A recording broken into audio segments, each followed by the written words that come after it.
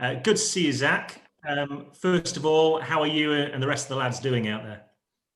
Yeah, no, all well, thanks. We had our first day of training today, and we all tested negative this morning, obviously, other than mowing, unfortunately. But no, we had a good day's training today. The lads were pretty keen to get out there after 2 days in quarantine, so no, we really enjoyed it. What's it been like? I imagine a fairly surreal experience, hasn't it? I mean, we've all seen the pictures of you guys arriving at the airport and being met by people in full white suits and so forth. Just take us through that if you can. Yeah, so we hopped off the plane and got a bus in towards the airport and had to be sprayed down. All our bags and our hands and our bodies were sprayed down pretty much. And then we went in there and got tested. And then once we got to the hotel, it's pretty similar to how it works in the UK, actually. Social distancing, mask on indoors, and then obviously we went straight to our room. So it was only the airport that was a bit different, where we got sprayed down and tested quite thoroughly. So that'd be the only difference to the UK. And do you have any updates for us on how Mo's doing, how Chris are doing? Obviously, they've got to isolate. Yeah, I think they're doing well. Obviously, massively frustrating for them, and I feel for them because it's one of those viruses. Obviously, people like us, quite young and fit, we obviously don't know we've got it until we get tested positive for it. So I'm sure Mo didn't know he had it until he tested positive. So I feel for him, and yeah, like I say, I'm thinking of them, and I'm sure they'll be good when they come out the other side. And in terms of what you can do in your hotel room, I imagine it's not the biggest room. So for Mo, there's not a lot. They can't exercise, I would imagine. No, I mean, we've been trying to do some like 15-minute hit exercises on YouTube that people have been doing, but like you say, there's not a lot you can do. It's they're decent sized rooms, but you can't keep in proper shape in there. So it's one of those things you just got to get through and then try and make up. Who's been leading those? Any team member? No, not really. It's just because we haven't really seen each other, so it's just been up to your own devices, really. And look, for you personally, you look back now on the last 12 months being around and involved with the England team. Do you pinch yourself? You've come a long way from South Africa, haven't you? Yeah, no, it's been a great year. I've loved every minute of it, and I've always had belief in my ability that I might be able to play for England and play at Test level one day, but I probably wouldn't have thought it'd happen this fast. So I'm very happy that it has happened so far. But it's like I said, it's just the start, and I've got plenty more runs to score to feel a bit more to secure my place in the side. And what do you look forward to about this Test series? Because obviously conditions in Sri Lanka, the wickets, going to be very different to a summer back here, for example. Yeah, and I'm looking forward to it. It's a nice change where it's going to be a good challenge, and they're very good in their home conditions, and it's something that I've put a lot of thought into. So hopefully I've prepared mentally for that, and now we're here. It's just preparing physically and getting ready for the weeks that way. But we played here in March in a couple of practice games, and I quite enjoyed batting out here. So I'm looking forward to it. And is it a relief in some ways to be away from home and everything that's going on back here, and a chance to concentrate on actually playing, doing something? Yeah, absolutely. I was very excited to get out of England and come over here and play some cricket, and we're very lucky to be able to do that in this time when obviously people can't do a lot. So I'm feeling very fortunate that we can come out here and play. Final question from me: what if anything has Joe said to you about the aim for this tour and how you conduct yourselves, given that obviously the world is still in the grip of a pandemic? Yeah, no, it's just something that we're all grown ups, and we realise that a lot of people are struggling. So you've got to be quite sensitive towards that and take all the right protocols, especially over here, to have respect for the people over here as well. And so that's the main thing. These people have accepted us into their country in a tough time, and we have to make sure that we respect that. And if someone tests positive, or even if none of us test positive, we just got to make sure we're using all the right protocols to make sure that we're being respectful to them. Cheers, Zach. Appreciate it. Okay, we'll go to Rory and then John Etheridge. Go ahead, Rory. Hi, Zach. You touched on the previous trip in March out here, and you very politely didn't mention that you scored a nice 100 in the last match. But I don't think you played much cricket in places like Sri Lanka, but in that sort of it was a first class 100 when you got it, and then they took it off you. But you seem to be very tuned up to the pitches out there. Do you feel like that's given you something to work from this next few weeks? Oh well, the pitches last year when we came here were very good for batting on. So they might sound modest, but it's true. So hopefully they're batter friendly again, and that's always nice when you turn up and see a good wicket. But I really enjoyed the trip, and that's a massive benefit of when you enjoy the trip, you tend to play well actually. So that's why I'm going to try and really enjoy it, even though we're in the hotel and can't leave it. I'm going to try and enjoy it best I can, because when you're in a good place like that, it's much easier to play well. And I certainly really enjoyed the 2 weeks. I love Sri Lanka, and I think it's a great country. So I hopefully make the most of it like that and enjoy it. And then I think the cricket, that's half the battle really. And then obviously I've put in the work, and hopefully the cricket takes care of itself from now on in. With Rory missing, have you pretty much been tipped the wink that you're opening the batting and to get back into that mindset? I haven't been told anything yet, but I assume that might be the case. Yeah, so it doesn't change much for me. I see the top four as, if I was to bat anyone in the top four, as all pretty similar roles, to be honest. So I bat pretty similar. I'm happy to bat in any of those positions, but I think it's quite likely that I will open. So I'm looking forward to that. And no sort of desperate desire to hold the place where you got 200. That's sort of not a psychological, superstitious thing of go again in the same position where you've just had a sort of career. Oh, maybe a little bit, but like I say, it doesn't matter much to me where I bat. I mean, obviously it was nice to score some runs at free, and so there might be something in that. But I've done a lot more opening than free, so it doesn't bother me at all. Cheers, Rory. John Etheridge, please. Zak, hi. On that 267 is still your most recent innings for England. I just wondered how much confidence you've gleaned from that innings. Yeah, absolutely, a lot of confidence. You never really know you can score a Test 100 until you get one, and so it's kind of like a monkey on your back until you get it. So now I know I can. Hopefully that I can build on that. But like I said earlier, it's very early days, and I don't want to be a one-hit wonder where you score a big score and then fade away. Hopefully I can secure my place on the side. So I'm not going to be living off that innings too long. It must have been a great elation, great joy at reaching three figures in that innings. How were you able to go from scoring 100 to go all the way to 267? I mean, it would have been easy to toss it away after getting to three figures, wouldn't it? Yeah, I suppose so. But it's something that I've never done before, so I don't really have the answers. Well, that day it seemed like all the breaks happened at the right time for me. A few things fell into place. Just after we got the 100, or just before I got the 100, I had a break, so I had a chance to rethink and go again after that lunch break. And then just before the 200, there was a break, so I could do similar sort of thing. So it worked out quite well for me, where I could reevaluate all the time and never get too far ahead of myself. So that's something that I'm going to try and do going forward without the breaks, is just take it little bits at a time, and I think that's what I did well that day. Pray for rain every time you're on 98, wasn't it? Maybe not. Okay, thanks. Okay, Scott from TalkSport, and then we'll go with Faisal. Go ahead, Scott. Hey, Zak, how are you? Very well, thanks, yourself. Yeah, all good, thank you. All good here. I know you said, Rory, earlier that you don't really have a preference. Your mindset doesn't really change for when you bat 1, 2, 3, or 4. Do you have a preference? Do you have a favourable position in that top 4?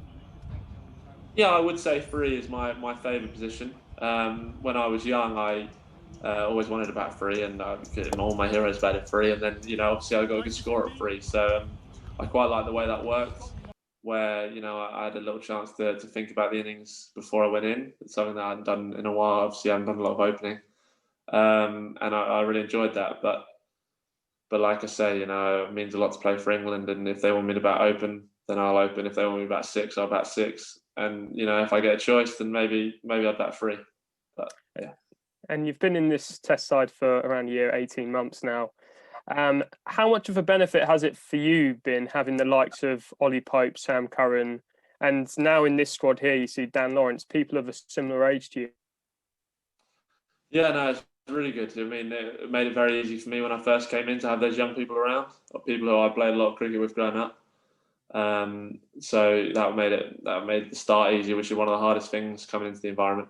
So that was good. And then obviously it just spurs you on as well. You know, you grow up with these people and you see them doing great things in Test cricket, and it makes you want a slice of that cake. So you know, competition's great for all sides, and that's certainly, we've got good young talent in this side, and it definitely spurs us all on. And what have you made of Sri Lanka? Obviously, they've come off the 2 Test series against South Africa, and obviously suffered some injuries in that first Test. What are you expecting from Sri Lanka?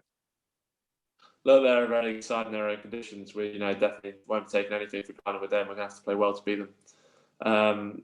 You know, and if we play well, I think we have got a good chance. But if we don't play well, then they'll be all over us in their conditions. So, you know, we've got to turn up and play well.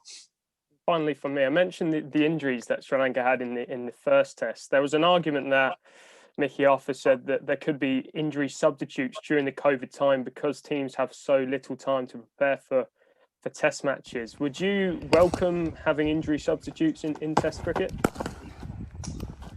I don't know. Actually, I mean, that's the first I've heard of that. Injury substitutes. I don't know. I couldn't answer that question right now, actually, because that's the first I've heard of it. I'd have to have a little bit more think about it. But it sounds, he's obviously had some thoughts in it, and you know, in times like these, it's obviously tough to get squads out there with all the testing and that and the coronavirus. So even if it's a temporary thing, then if he thinks it would help, then it might be a good idea. So yeah, I wouldn't shut the door on it. But like I said, I couldn't really comment. I don't know enough about it. All right, cheers, Zach. Go well. Okay, we'll go to Faisal, Kamal, and then Will McPherson, please. Hi, Zach. Pleasure talking to you. This is Faisal from AFP India. Hi there. Yeah. Well, Zach, how have you coped with life in a bubble? You know, there've been a lot of cricketers saying that it needs a lot of mental toughness to be hanging in there with such sort of bubble. You know, pretty early in your career, you made your debut in December 2019, and this pandemic hit in March 2020. So, how have you taken that? And are you really not feeling the pressure or feeling the pressure? You know, just listening to music, talking more to the family. What's up with you? Yeah, no, it's fine, to be honest. I mean, obviously you wouldn't choose to do it, but it's the situation we're in, and it's absolutely fine. You know, we're around the lads and we have a good laugh. Obviously, the last couple of days we didn't, because we were on our own in the rooms. But you know, when we're out of this quarantine, we still have a good laugh, and you know, having a good time. And you know, we're out here playing cricket in the sun, so it doesn't get much better than that. And so no, I'm actually loving it. I'm loving your time in this bubble. No pressure at all. Not for me. No, I haven't felt any pressure in the bubble. It's you know, it is what it is. Like I said, I've accepted the fact that this is how we're going to play Test cricket, and you know, I do a lot more bubbles to play Test cricket. Sure. Take care. Thank you. Thanks, Faisal. We'll go with Will Mack and then Richard Gibson. Hi, Zach. I just wanted to ask about when you went back to Kent to play county cricket after scoring 267 for England. Did anything feel different? Obviously, you went quite well. I think you scored 100 in the Blast and 100 in the Bob Willis. Did you feel like a bit more of a marked man? And are you expecting that to be your experience when you return to Test cricket now? You've had that sort of breakthrough innings. Oh no, I didn't feel like that, and I'm not sure, to be honest. We'll have to wait and see. But the only feeling I had was the feeling of being in good nick, and you know, I've had that feeling a few times before, and it didn't feel any different to that, to be honest. And it didn't feel like any more than that to me. You know, it was just, you know, I was just someone who was in good nick at the time, and I managed to stay in good nick for Kent for a bit of the summer. And that's the way cricket goes. You know, when you're out of nick, you can be one of the most average players in the world. It doesn't matter how good you've been in the past. And when you're in nick, you know, you can feel pretty good. So it's just one of those games, a very humbling game. So you never get too far out of yourself. And that's all I was thinking. I was just trying to stay in nick as long as I could. Cheers, Will. Richard Gibson, Chris Cox. Zach, hi. You mentioned earlier said you were preparing mentally for innings out in Sri Lanka. What did you mean by that? How do you prepare mentally? Well, you just sit down in a dark room and you think about it, and that's as simple as that, really. But when you go into bed and you're before you shut your eyes, you're sitting there looking at the ceiling, you're thinking about how you want to play, and I do quite a lot of that. During the days when you're just daydreaming, you're thinking about it and watching videos, and just constantly thinking about how you're going to go about it. And I find that if you think about it before you practice it, I think that really helps in your practice. So I've done a lot of thinking. Obviously, done a fair bit of practice back in the bubble in Loughborough as well in the winter. But now, I feel like I've got a decent game plan in my head that I'm going to practice in the nets and hopefully use it in the games. Were you doing anything unusual in the nets in Loughborough? I know before, like Thorpe will use half bats or whatever. Or were you doing anything to prepare for the rough kind of pitches you might be presented with? I suppose so. Yeah, we were mixing up a bit, but I suppose the unusual becomes usual if you do it enough. So it didn't seem unusual because it's things we've been doing quite a while now, like the thin bats and reverse swinging balls and that.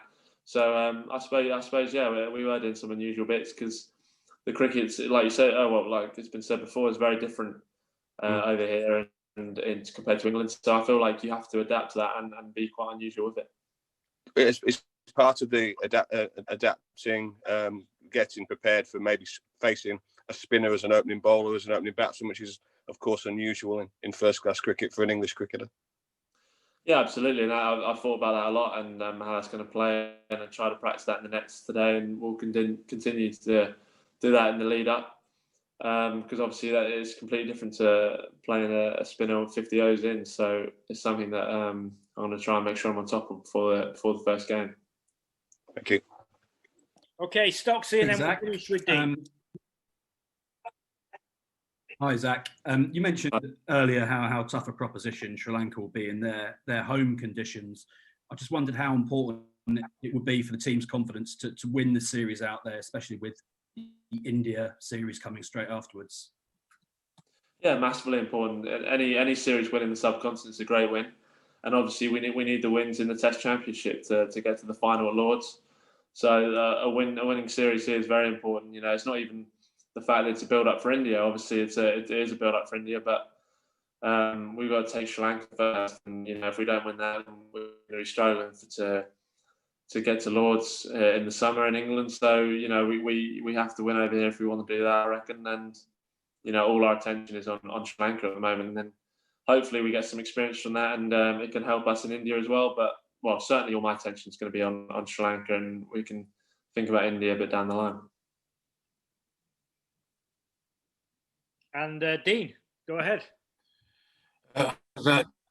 Hi, Zach. Yeah, you've spoken in the past about your preparations for international cricket and how you kind of tested yourself against high pace. You went to Australia, obviously worked on that. What sort of work have you done against spin in the sort of early stages of your career? Have you had any subcontinent experience barring those couple of games in Sri Lanka last year?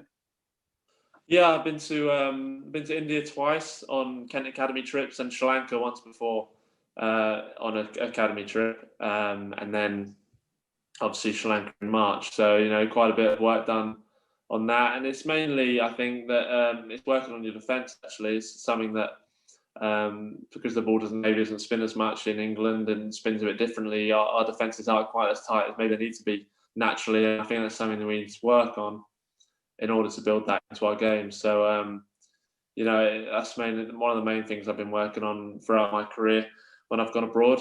And, I think that'll come in handy. Strong defence gives you the chance to attack later down the line.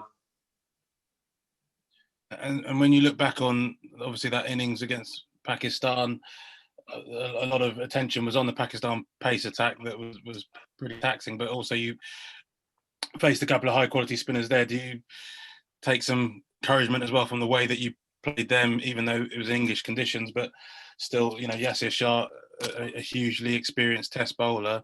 Does that give you confidence for this winter?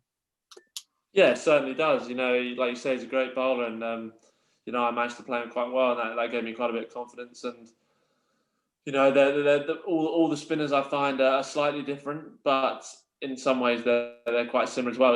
Subcontinental spinners, they're all quite skiddy spinners compared to English bowlers and Australian spinners maybe, and so it was definitely nice to face them and get a feel for their type of bowling, which is definitely slightly different to English spinners. So no, absolutely. Hopefully I can take some of the stuff I learned in the summer against them and take it into the series. Cheers. Enjoy. Thank you, everyone. I think dinner has arrived. There's been a knock at the door. So, yeah, enjoy your evening and your afternoons, and catch you soon. Cheers, Zach.